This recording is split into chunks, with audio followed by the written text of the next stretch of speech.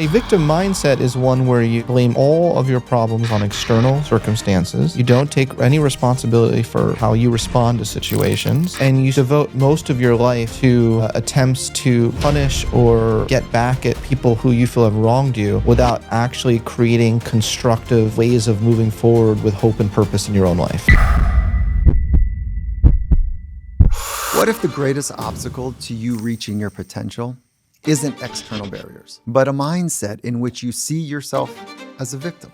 People with a victim mindset will take neutral responses to them as aggressive without really caring for the facts of the matter. If you smile at someone and they just don't smile back, chances are they have nothing against you. You're not even on their radar at that moment. Do you know what I mean?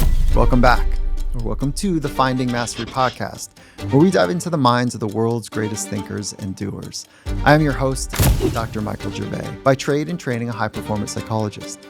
And today, I am stoked to welcome back a good friend and one of my favorite thinkers, Dr. Scott Barry Kaufman. This is Scott's third time on the podcast, and he always delivers. Well-being is not the opposite of high performance. It's the foundation. It's the foundation, yes! And you nail it. Scott is a humanistic psychologist. He's a best-selling author and host of the Psychology podcast. In his new book, Rise Above, Overcome a Victim Mindset, Empower Yourself, and Realize Your Full Potential, dives deep into what it means to move through suffering with both self-awareness and strength. You can have confidence in your views, listen to others, be willing to change. But if you have no self-belief and no trust that you have what it takes to reach your goals or to formulate your own opinions outside of other people's opinions, you're going to fall to pieces. With that, let's jump into this powerful conversation with my friend, Dr. Scott Barry Kaufman. You ready for things to get real? Yeah. You sure? Yeah.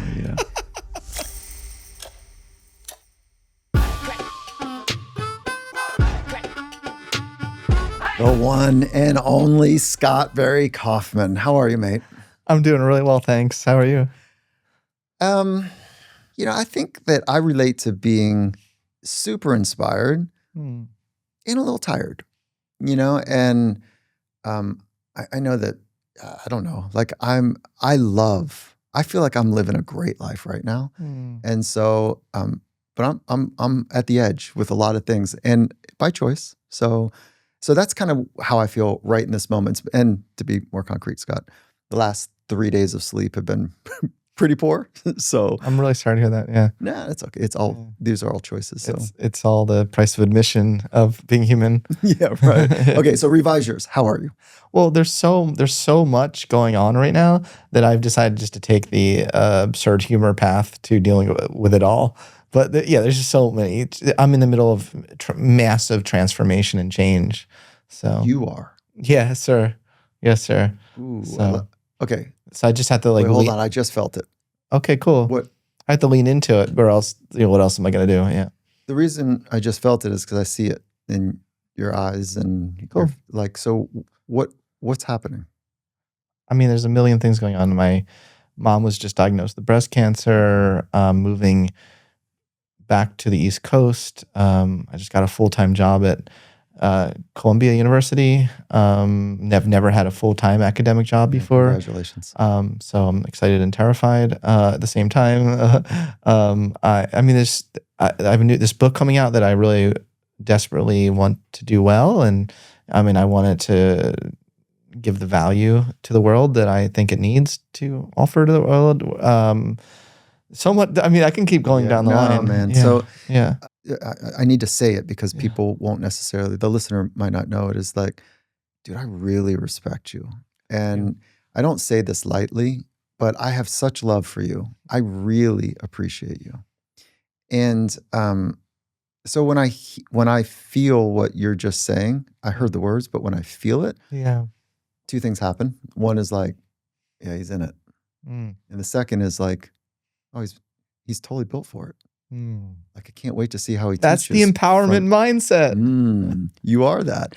And so we've got time with each other. We can do a bunch of things with our time. One is I do want to understand how you're right now navigating hard times, let's say, or difficult experiences. I do want to open that up because it's honest, it's real, and I think that we can all learn from you. And then the second is your book is outstanding. Oh, thank you. Yeah, your book is outstanding. And you said you desperately want it to do well. Why did you choose the word desperately? Because, I want it to make an impact. I have written, I guess I have 10 other books other than this book. This, I think, is my 11th one, but they were very academic, and I didn't go in with the mission, I'm going to make this as general populist as possible. They were like, oh, I really am passionate about this topic, and I want to tell the truth about something, and I want to in a nerdy way, I revised Maslow's hierarchy of needs. But this one, I went in with an intentionality that I've never gone in. This is another part of my transformation I'm going through. I set out intention with this book contract with Penguin Random House. I said to them, this book, Penguin Random House, which is one of the big three. Yeah. I went in with the intentionality that, I'm going to put my all into this, and I'm going to make it as accessible language-wise as possible. And I really buckled down. I learned how to write. I hired an editor, big props to Kelly Madrone. I like to give credit where credit's due, she taught me so much about popular writing and about creating stories that are compelling. I wanted to do it right. What's cool is so you and I, we both sync on this, and I don't think I've ever talked about it outside of just kind of friend conversations, but Kevin Lake was my editor, co-writer in for my book. And I know how to write from an academic standpoint. And it's dry and it's hopefully clear, but sometimes, we go a little bit too deep into detail sometimes. And he brings it right to the surface and makes it so much more available. So I appreciate that you're pointing to the support, because this writing is clear. Good. Yeah. I'm so glad to hear that. So before let's come back around to how you are working through difficult challenges, and let's frame it through what you learned, or what you're bringing forward from the book's standpoint, because you're going after something that I think is complicated. And when I read it, it's about victimhood, vulnerability, a bit of narcissism, but you're squaring up with the mindset of victimism. Did I just make the word up? Victimism? Victimization. So let's just talk about why this book, why now, and what do you hope folks learn from your research and writing? These are obviously very tricky, thorny topics, but that's not ever a reason for me not to tackle something. In fact, it's a fun little challenge, or a big challenge. How can I get the tone just right? So first of all, I lay the tone down in the intro. I say I'm all about honest love.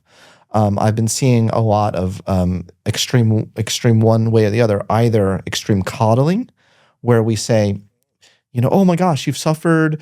It's okay. You don't have to do anything the rest of your life, And then at the other end, I've seen extreme, pull yourself up by your bootstraps way of going about it, which is stop your complaining and get over it. And neither felt like my voice. So part of the whole process of writing this book was also finding my own voice and what is my own sort of, where do I belong? Because I don't really feel like I belong anywhere, and it's always like a feeling that I always feel like so confused about I don't really resonate with that approach or that approach. So I have this honest love approach in the book that feels like me. What do you mean you don't feel like you belong anywhere? Well, you're not going to slip that by me. What does that mean? I feel like the world has become so, you either have to take one extreme side or the other on every issue now. And I feel like there's not as much place in the world for people who want to be hold on, can I try to understand both perspectives, and then can I think about it? Can I try to see if there's something to be gained from this one and something to be gained from that one? And what would a meta theory look like? But I feel like everyone immediately jumps to a side on everything. And that makes me kind of feel like, where do I belong with my way of being? Yeah. So black and white thinking is kind of what you're pointing to as extreme thinking. Yeah, extreme thinking. Yeah. Which, as both of us would recognize, is a cognitive distortion. Absolutely. Which a fancy phrase for a mental thing that we do that distorts reality. but it makes it easier to deal with something in the moment if you can say, it's never, it's always, which is black and white type of thinking, which we know leads to or is evidence of anxiety, depression, or addiction, fill in the blanks. So you're pointing to, you're recognizing the extreme nature of polarizing thinking, polarizing thought, polarizing behaviors. And you're saying, I feel like I'm more in the middle. I'm more contemplative. Yeah, and I'm all about like yes and improv approaches to life. That's what my empowerment mindset is. It's not ignoring suffering, but it's saying yes. Some terrible things have happened to me, and I can handle it. I can move forward. So why go after victimization Well, as a mindset? yeah, fair enough. So I actually want to make a really important distinction between victimization and a victim mindset because they're not the same thing. So you can have been victimized and not have a victim mindset. You can also have not been victimized and have a victim mindset, just to get attention and rewards because we reward victimization so much in our society right now. And it's also possible to have been to have experienced trauma but not be traumatized by it. And no one seems to have gotten that memo, as well. So I really wanted to pull out some of these distinctions and give people a lot more hope than I think the sort of prominent trauma narratives that exist right now, I feel are very disempowering. And I felt like there was a more empowering message that could be made here that I think is more in line with the reality, actually, about the complexity of being human and the complexity of the determinants of our developmental experiences. I slipped back into nerdy talk. I can't help myself. No, you did. Okay, so let's pull that apart. You can, Yeah. Victimization and a victim mindset are different. Absolutely. A victim mindset is one where you blame all of your problems on external circumstances. You don't take any responsibility for how you respond to situations, and you devote most of your life to attempts to punish or get back at people who you feel have wronged you without actually creating constructive ways of moving forward with hope and purpose in your own life. Then double click on it is that, and I want to read a handful of characteristics that you outline, but double click, you don't have to be victimized to have a victim mindset. So you can adopt a mindset. And to be clear, a mindset is a particular way that you're orienting yourself to a set of experiences or circumstances. 100%. It's a dynamic mindset. Yeah, all mindsets are dynamic, and so you can shift, and I can shift this in this moment. Yeah. If you and I have the right requisite skills, we can shift from to. We can catch ourselves doing it and want better for ourselves and shift our mindset. Yeah. So, okay, now let me list out a victim mindset. Let me just hit a couple of these. Okay. Cool. You attribute all or most negative outcomes or challenges in your life to your past or that one thing that happened to you. That's a victim mindset. Mm-hmm. And then how is that different than victimization or being a victim? They're very different things. I mean, you can have had very challenging, difficult experiences in your life, and we should never devalue that, right? We should recognize that, and that, and a lot of these things can cause immense pain and suffering. Having empathy and validating people's real felt experiences is really important. The mindset is something different, though. It's a form of consciousness that you generalize to all situations in your life.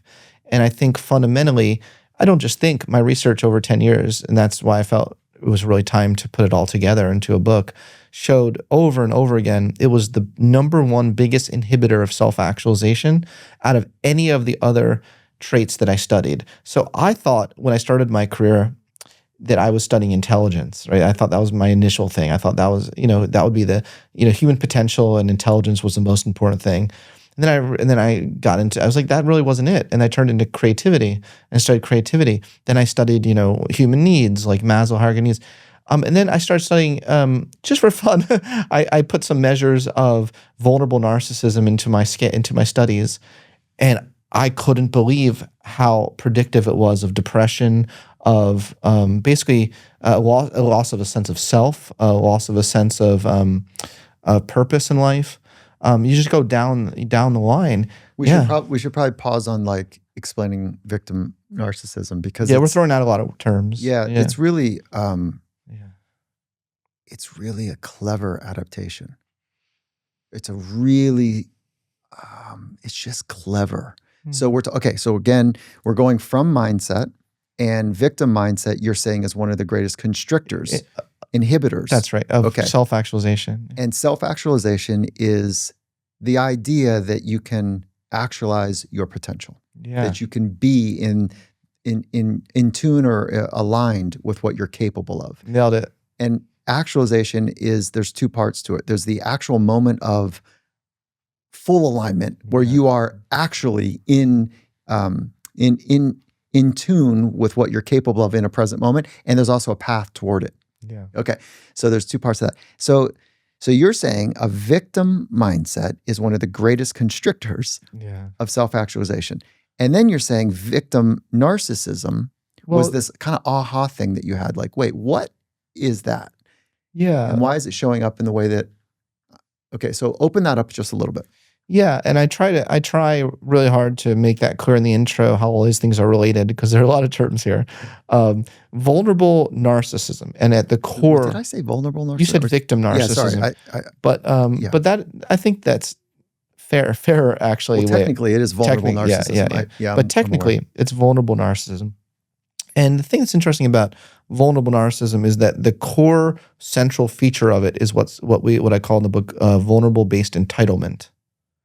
So it's where you feel like you're entitled to special things more so than everyone else because you've suffered more than others. You view suffering as a competition. And in this great competition, you feel like you're the winner. And that it means you can act however you want. You don't need to take responsibility for how you show up, right? You can just show up and be like, whatever, I'm an asshole, but you need to like do what I say because I'm a highly sensitive person. It's like, I don't know, like, is that right? Like part of being an adult is taking responsibility for how you show up in the world. So do this for a moment is, what is your working definition of narcissism?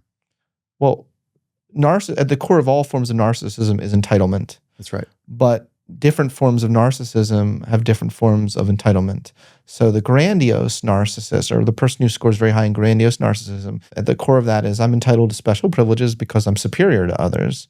But vulnerable narcissism is I feel entitled to special privileges because I've suffered more than others. It has a very different flavor to it. Yeah. And it's really clever because it sets they end up weaving a trap in some ways, which is they present with a need, a sensitivity or a vulnerability, but it's not authentic. Yeah. And so vulnerable narcissism is like— It's not authentic. It's not authentic. It's a way to be seen. It's a way to gain power. It's a way to control the situation, is by presenting as a victim, as if you were vulnerable, but it's not that. Yeah. And so there's pain underneath that. For them. Absolutely. It's a difficult way to go through life.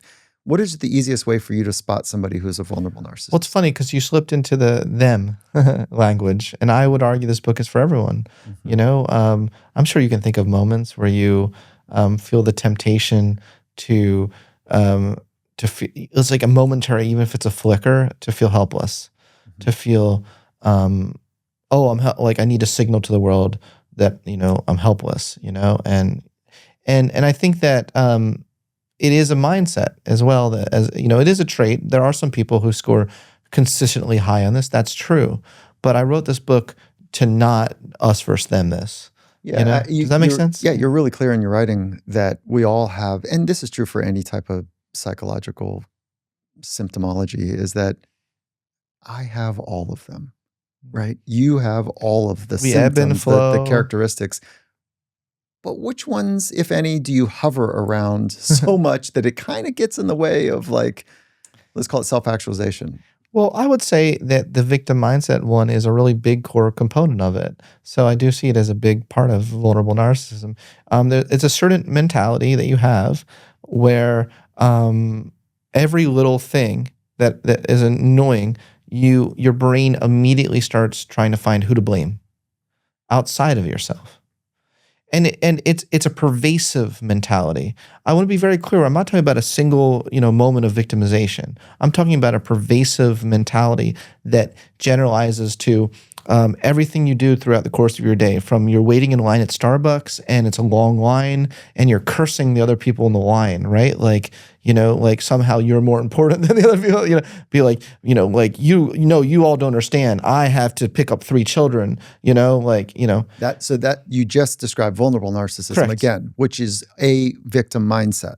Victim mindset is a big part of it. Yeah. Right. I totally see how the two are linked. And again, let's open that up one more time. I'm in Starbucks and it's a really slow line. Okay. So a victim mindset is like, man, why does this always happen to me? And don't people understand? Like the world is wronging me. Yeah. Why can't they get their stuff together? Why does this always happen to me? Yeah. And as opposed to do the counter rotation to a victim mindset. So empowerment mindset is very yes and about things. It's like acknowledges the situation you're in, but does not stop there. It goes, and I have the inner resilience to deal with this situation. And let me not forget that I've been through this before and I've overcome it. And let me recognize that I'm not the only one suffering here. See, that's one of the items on my empowerment scale. I don't know if you have that printed out in the empowerment scale items as well. Yeah, no, I did. I wanted to get through the list. I don't think we're going to get through all the list. No, that was pretty cool that you had that printed out. I'm well impressed. Yeah. But in case you had the empowerment one, we can go through some of those items. But some of those items are things like, I don't think I'm the only one suffering, in this world, right? So on this piece here, let's go back to a cognitive distortion, over-personalization. Because what I hear you describing is it's anchored in it's about me, which is an over-personalization. Somebody cuts me off on the road and I say, didn't they see me? Yeah. As opposed to, wow, I hope that they're okay. Wow, that was an aggressive move. Man, I probably would never do that unless like I really needed to get somewhere. But there's a reflective like, no, that was to me. And so how much of a victim mindset is involved in over-personalization as a cognitive Hugely. distortion? So in part 1 of my book is all the ways that we're become a victim to things inside of ourselves. See, a lot of times we think about victim mindset as like the external world, that we blame. But actually part 1 of my book are all the things we're victims to that's inside ourselves. When I read the chapter titles, I was like, oh, he's going after this. Yeah. And one of the chapters relates to exactly what you just said. Don't be a victim to your self-esteem. But we talk about, or don't be a victim to your cognitive distortions, right? Mm-hmm. So a lot of times we get really distorted and overgeneralize. And I actually hone in on some of the cognitive distortions most related to a victim mindset, but these things are very much related to each other and really are holding us back in our lives. And let's be clear that cognitive distortions, we think, are earned. You develop them. It's not like I just saw you go, are you sure? I just saw your... The word earned is fascinating. I'm trying to process it. I'm trying to process. You have to develop them. I don't think, based on my understanding of research, that, not original research, but understanding the research, that they're genetic components.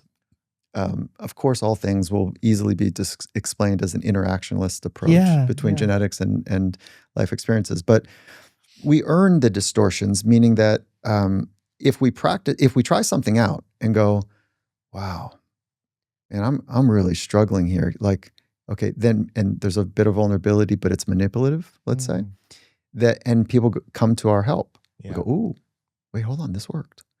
Over and over again. If black and white thinking gives us a felt sense of power, but at some point, we're distorting reality as we build it, and so it becomes a problem. Yeah. So all of them are distortions in the way we process and make contact with reality. That's why we call it cognitive distortions. And you're pointing to over-personalization, vulnerable narcissism. You're pointing to a handful of them that lead to a victim mindset. Yeah, a big one. Here's a big one. Hostile attribution bias.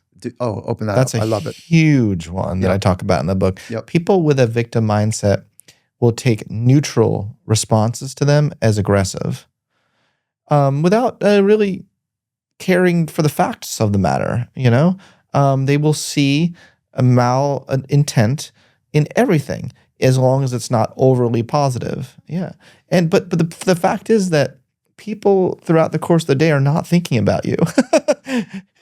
They're, like you when you're walking down the street, if you smile at someone and they just don't smile back, chances are they have nothing against you. They are just not. They're not even. You're not even on their radar at that moment. Do you know what I mean? Are you pointing to the research on neutral frontalis expression? Have you No. seen that? Okay, No. so neutral frontalis expression is the frontalis muscles are the muscles kind of in your forehead between your eyes.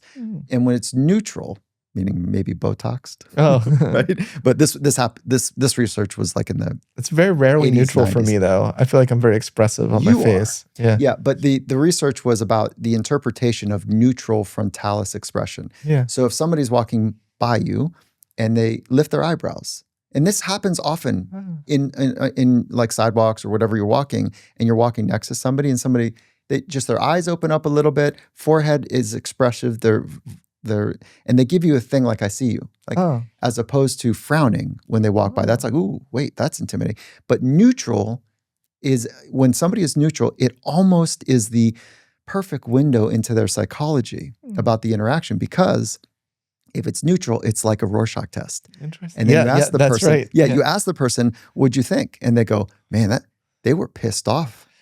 At what? I don't know. No, the world. So it's like this great Rorschach test when you're interpreting the micro expressions that didn't happen. A great example. I talk in the book about comedians. They're kind of like, they're like this. They're very neurotic and high and vulnerable narcissism.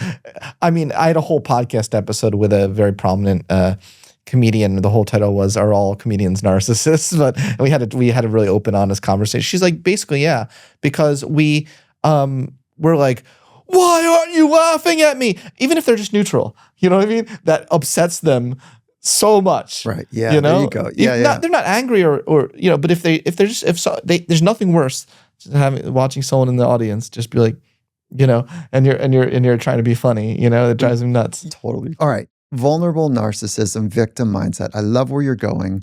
And empowering mindset. Why did you go to empower as a mindset? Yeah, I should be very clear. I mean, my whole book is not just like, victim.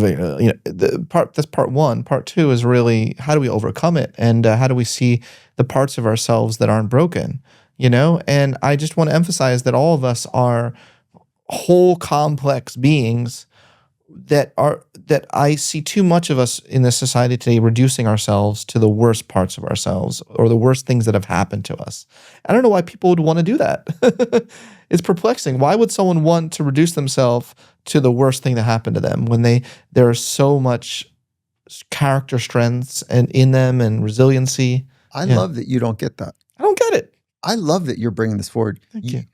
As long as I've known you, you don't get that. It's not the way I see the world. Yeah. Okay, let's be clear that post-traumatic stress disorder is real. Yeah. It's a bad name. Okay.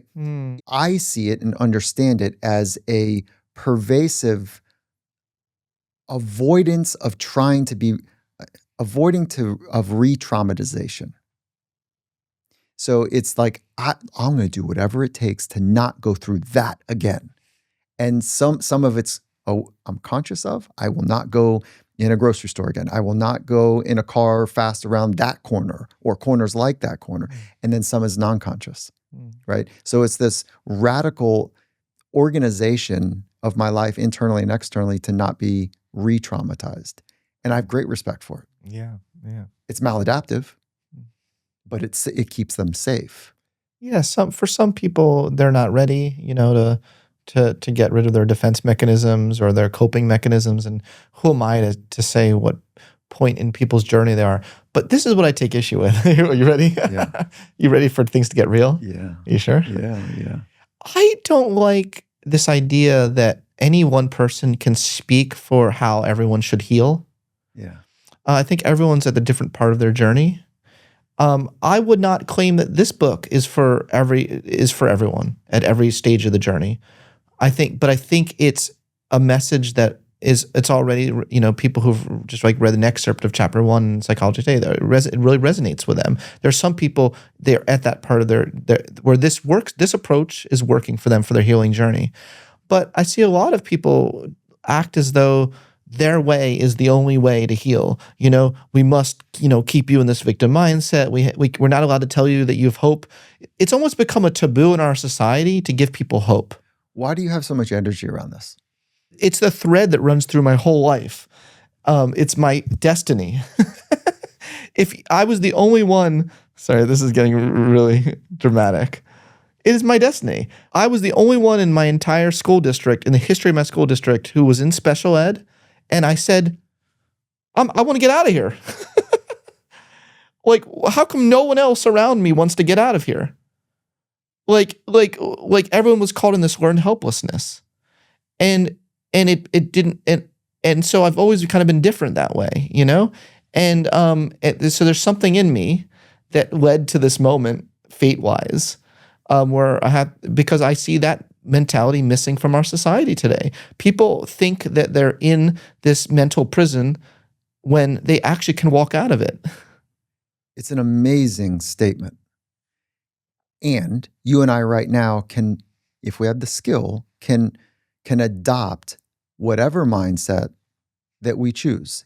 But if we only have a narrow range of mindsets or a narrow range of skills, or we don't have great awareness of how our inner life is actually working and contributing to the said experience at this moment, then we really don't have a chance. And sometimes, though, we need models.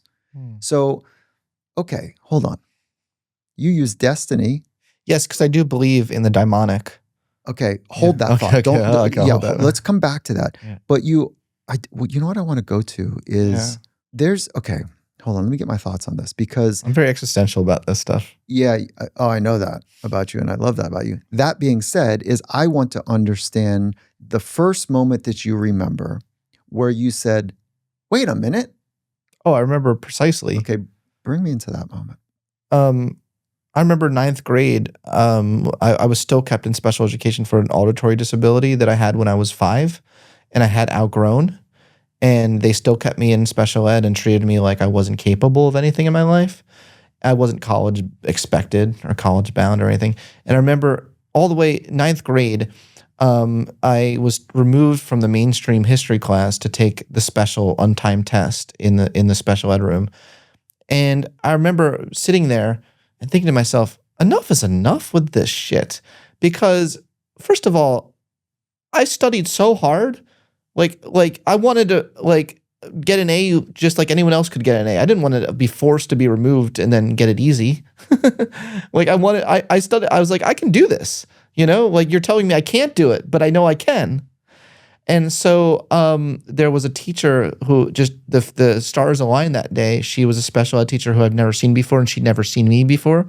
It took a fresh eye for a real big change. And she asked me she said, will you stay after class? And when all the other kids left, she just stared at me and she goes, why are you still here? And it repeated the question back in my head, why am I still here? And I was like, why? Yes, why am I? This is exactly how I feel. And it took someone to empower me, I saw her as a coach. I think this is what a great coach is. And this is why I created a whole form of coaching called Self-Actualization coaching. And we're currently training people right now in this method. It's awesome. Because I think that's what a good coach is asking one powerful question that can transform your whole freaking life. That's right. Yeah. And so let's stay here for a minute, because I think I recognize in me, I see it in other people. I feel like I know that on an efficacy scale, I have developed efficacy, and I got a boost from my parents. Like they gave me all of the right broth for the soup of efficacy. Wonderful. Yeah, and efficacy means that, well, the way I define it, it's like this sense of power. Like, no, I can make a change. I can do stuff in my life. How do you kind of pedestrianize? That's not a word either. But how do you make self-efficacy pedestrian? In more folksy. What a great question. How do we democratize self-efficacy? Because it is this word that feels so ivory tower. It's interesting. There are some communities and cultures where it's so normalized. I have a friend who led the first all women's expedition up Mount Everest, for instance. I adore her, Alison Levine. And, I talked to her. I was like, what are you going to do if you're up there, the winds are, and you have a victim mindset about the winds? You're dead. You can't. Certain mentalities are normalized in certain cultures because there's no other choice, And I think a lot in sports, it's normalized that, you don't, it's not like Michael Jordan would shoot a shot, miss the shot, and then give up, That's but right. we normalize it in other cultures. Okay. Yeah. So, but this is where I was going with it. What is your layman's term of self-efficacy? See, I associate self-efficacy with self-competence. So it is your ability to think, to believe and have, it's your confidence in your ability to achieve the goals you want for yourself. Yeah. And so an agency is like, I determine, right? Like I'm an agent, I'm an active agent in the experiences of my life, right? And so you're saying competence and agency are interrelated. Yes. And I want the listener to go look these words up. Yes. Wikipedia might be just fine. Yes. It's probably not, it's not the source, but just to get your head around it.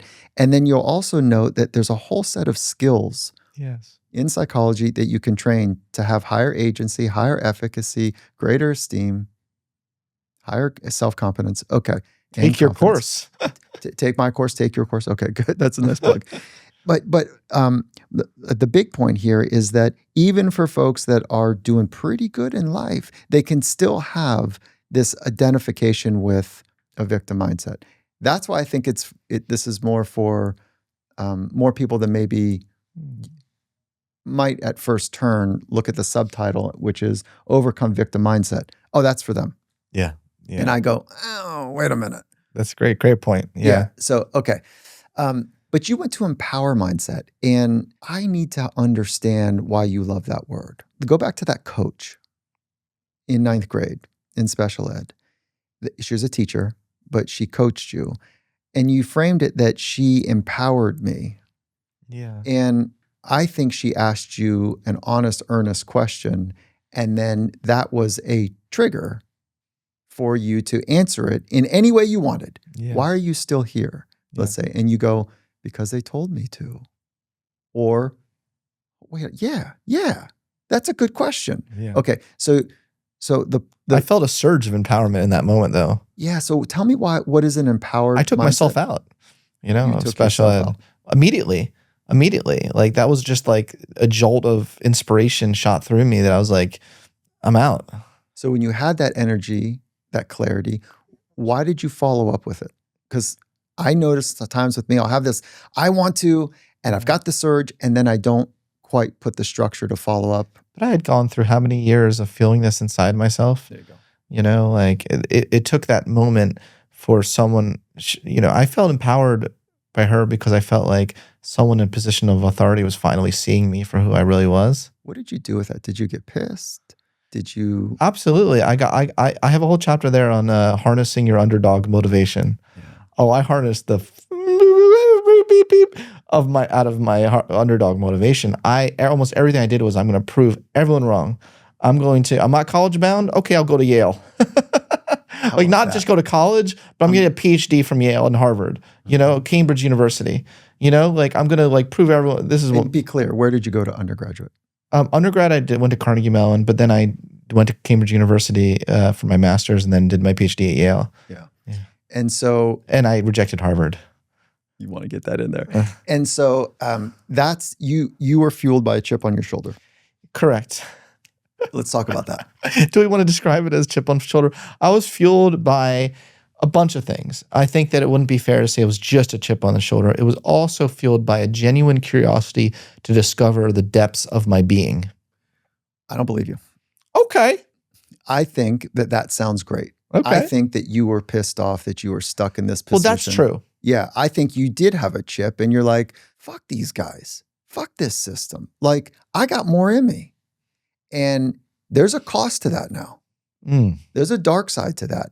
And it also can give you the fuel to go through some barriers, perceived or real, to kind of push you through, to study a little bit more, to take your testing a little bit more serious. So yes, I hear the smart part of you, that you are empowered, but I don't know if that happened before you actually got out of your PhD program. Interesting. Maybe, I'm always open to rethinking the narrative that I am telling myself about things. But there's a lot of truth in that. I was definitely fueled by, I'll show you, I'll prove you, and look at what it got me through. It got you through so much. What a powerful motivation that can be. I mean, I talk about some more recent research being conducted on the Underdog motivation about people from low SES backgrounds. And, we assume that socioeconomic status. Correct. We assume that we assume that failure is a bad thing. And I want us to completely rethink that. For a certain group of people, with a certain mindset, failure fuels them to. That is the thing that fuels them the to fear of failure or the actual failure. Yeah, facing being told by people that they don't have what it takes. That their dream doesn't matter. Their dream doesn't matter. The reason I was provocative in my attempt to say I understand your psychology is that I recognize that in me too. And that feeling of wanting to prove other people, and it served me well and it hurt me mightily. And so can you talk about— There's a dark side to it. The dark side of it. There is a dark side to it. And I wouldn't recommend, unless you're Michael Jordan and you create because he did this in his whole career, he created enemies just to fuel him. But I think that for most of us, you don't want to live there your whole life with being fueled by that. At some point you do want to shift the gear to growth. Yeah, right. Yeah. Because, there certainly is a dark side to it. You don't want to be stuck in an ego-based motivation for doing things that you do in your life, right? Ego-based. That's cool. Yeah, approval-based. Yeah. I'll show you. Yeah, by the way. Based. Yeah, by the way, I have a whole section of this book that features you. I hope you read that. Yeah, I hope thank you. Did you read that part? It was so sweet. Did you read that part? Yes, thank you. Yeah, and you talk about a performance-based mindset, and I know. I appreciate your work. It's contributed to my own thinking as well. Yeah. Oh, very cool. I'm Obviously. Yeah. Thank you, mate. Yeah. And this thing that you're on about the dark side of a chip, it can fuel you, but I see it as fire. It can be immense. It can be, but that's the thing with fire. It can burn. Fire is not always. If you go back to your 15-year-old self. Oh boy. You're in ninth grade. Talk about driven. Let's go. Yeah, let's go actually your 22-year-old self. So you're probably in undergraduate school. Would you say keep your chip? I would never trade it for anything. It got me 100% to where I am today. And then let's say that you can access the wisest part of yourself. Because I'm getting chills right now because this is some really deep stuff. But you have to understand, the realization I had in ninth grade is the one that I put in this book, which is no one's coming to save you. People don't realize that. There is no one, as much as my parents believed in me, loved me, as much as, at the end of the day, I had this profound realization in that one moment at age 14.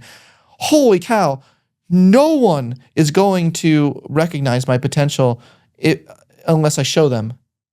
That's my responsibility.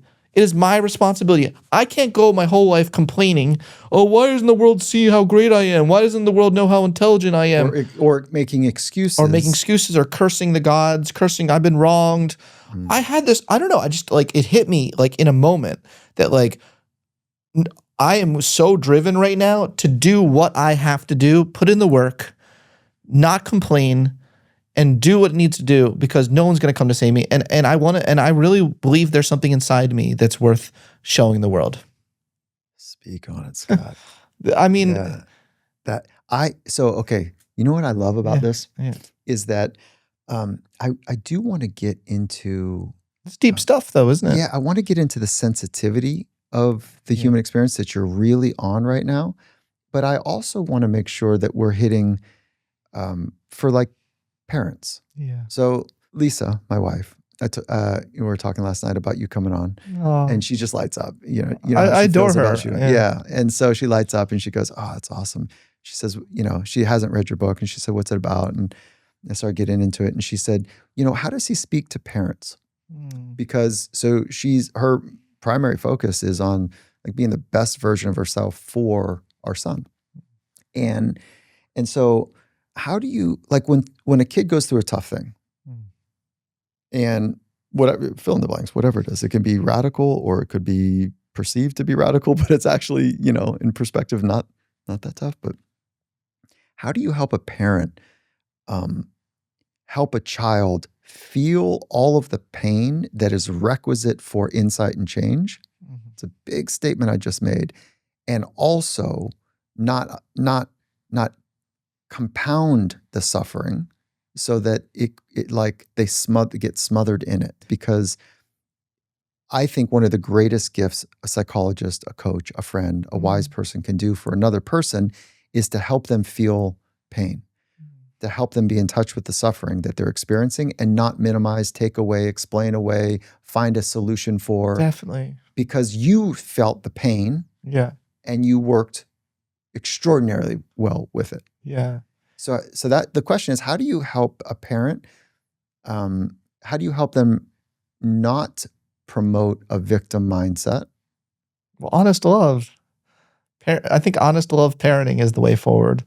What does that mean to you? So the way I define honest love in my book is the love part is the validation of a person's real felt experience with unconditional positive regard. That's Carl Rogers. Yeah. That's the love part. And the honest part is the part I see missing a lot in our culture today, which is, have you thought, how are you contributing to this? How are you holding yourself back? How are you, have you considered maybe you have the resiliency muscles that can get you through this? What are you doing to show up in the world? How are you contributing to this problem? And how do you balance that?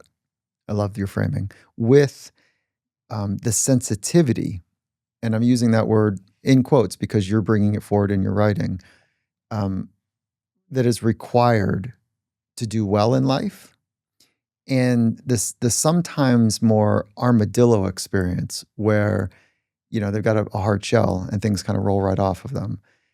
How do you balance those two? Because the armadillo thing can be this great gift for resilience because it actually doesn't knock you back. It just kind of rolls over you. But you miss some sensitivity in that approach. It's funny when I see, who who David Goggins is. Oh yeah. When I see him, I actually see a really sensitive guy, and maybe that's not what everyone sees when they see him. But I'm so attuned to this. He was one of our most downloaded podcasts. It was his third interview he ever did was on Finding Mastery. That's so cool. Yeah, it was cool. I admire him very much. But I also think we have this false dichotomy that you can't be strong and sensitive. Where do you see sensitivity? Where do I see it in him? Yeah. Some people. Yeah, that's a fair question. Yeah. It's an interesting kind of sensitivity. It's like, it's the one that I kind of resonate with from my childhood, because I think he's a chip on his shoulder too. It's like you don't have that extreme. You don't become extreme without some sort of chip. But I think he's made fun of for being overweight his whole life. There's something, maybe there's something there where there's a deep sensitivity to not, like, I'm so committed to not being affected by what people think of me, but that actually, but you have to be sensitive in order to care that much. Like an over-rotation? Yeah. Like you have to really care to not care that much. It's interesting because I don't see him as a narcissist. No, I don't either. Yeah, not at all. Just like a counter rotation to being bullied, made fun of, where he was sick and tired of being felt that way. So he adopted But maybe he's a great case of what I'm saying, of someone who maybe was a highly sensitive person who channeled it into strength. So you see yourself as a highly sensitive person? Well, at least in the past. See, I've really, I don't know if I am anymore. It's interesting. I think that we need to leave room for change and transformations of identities. There's actually a movie coming out right now. Who's playing you? I play myself. It's called Sensitive Men Rising. Yeah, good man. And Yes. I'm featured in this movie. Will Harper is the director. And it's interesting because I'm like, in that movie, I'm like considered the prototypical like sensitive man, but strong at the same. But I don't know. It's like, I think I've changed so much just in the last year, where I feel like I'm starting to admit to myself it is possible to be too sensitive. And that a lot of highly sensitive people don't want to go there.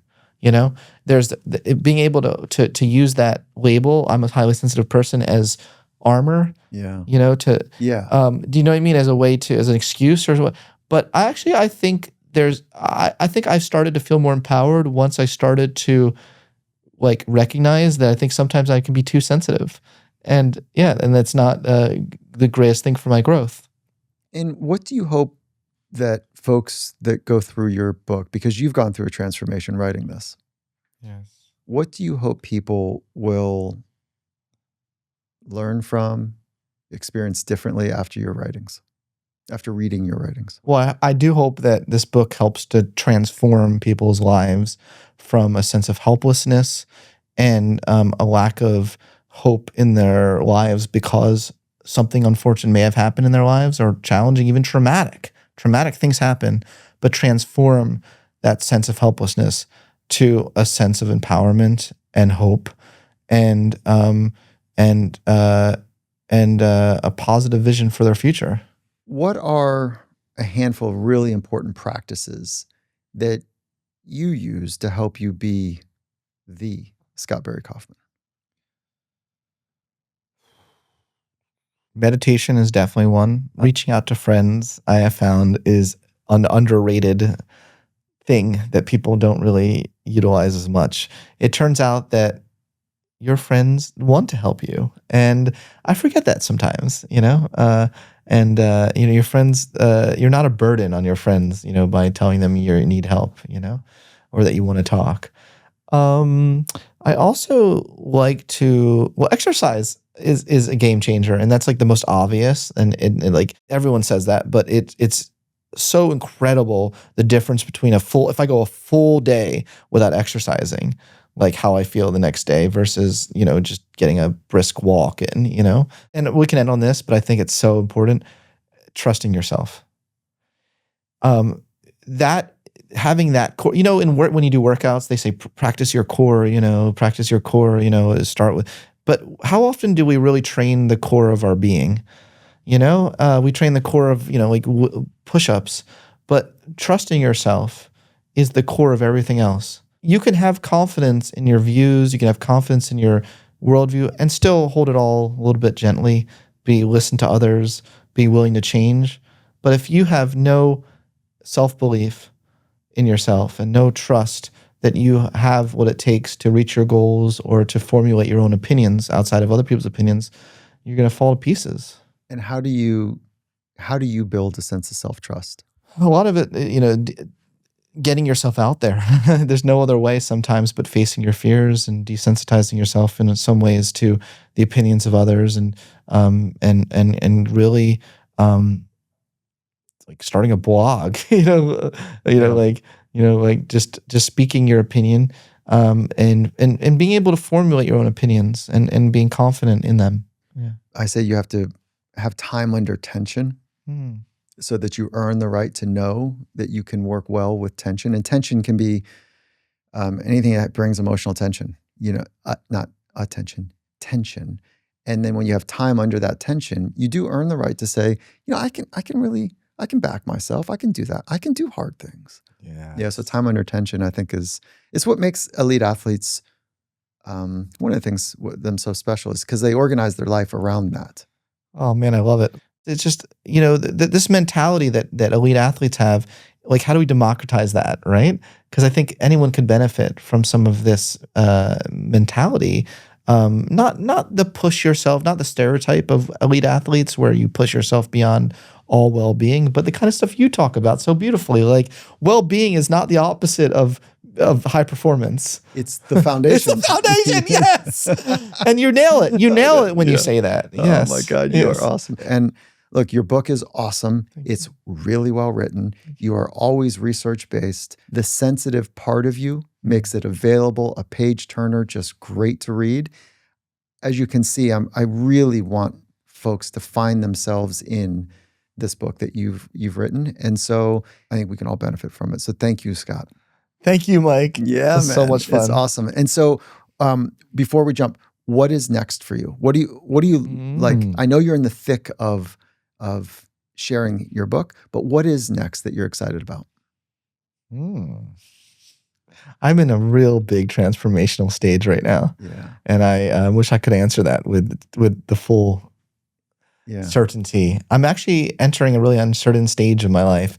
I'm very excited right now at this moment in time in promoting this book and getting these messages out there. Yeah. But I also feel like I'm entering a very interesting time being a full-time professor at Columbia, and with everything that's going on that campus right now, I'm going to be in the middle of it. There's going to be a lot. It's going to be an exciting, uncertain time, and I'm excited about confronting the uncertainties of human existence.